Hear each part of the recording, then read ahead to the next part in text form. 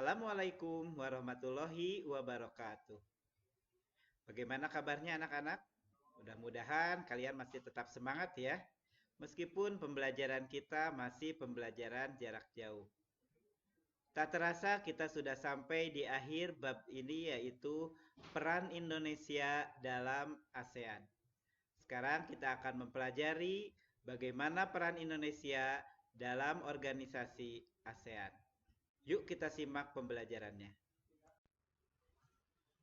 Peran Indonesia dalam ASEAN. Yang selanjutnya adalah penengah perundingan damai Kamboja dan Vietnam.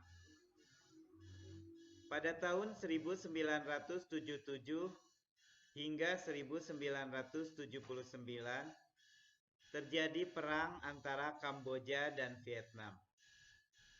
Kamboja saat itu berada di bawah pengaruh pemerintah komunis Tiongkok, sedang Vietnam berada di bawah pengaruh komunis Uni Soviet. Konflik antara Tiongkok dan Uni Soviet dianggap mempengaruhi konflik antara Vietnam dan Kamboja. Selanjutnya, peran Indonesia dalam ASEAN membantu perdamaian Filipina dan gerakan pembebasan Moro. Indonesia membantu upaya perundingan perdamaian antara pemerintah Filipina dan gerakan pembebasan Moro yang diperintahkan atau ditugaskan oleh organisasi ASEAN. Indonesia meminta kepada pemerintah Filipina agar hidup damai dengan umat Muslim Moro.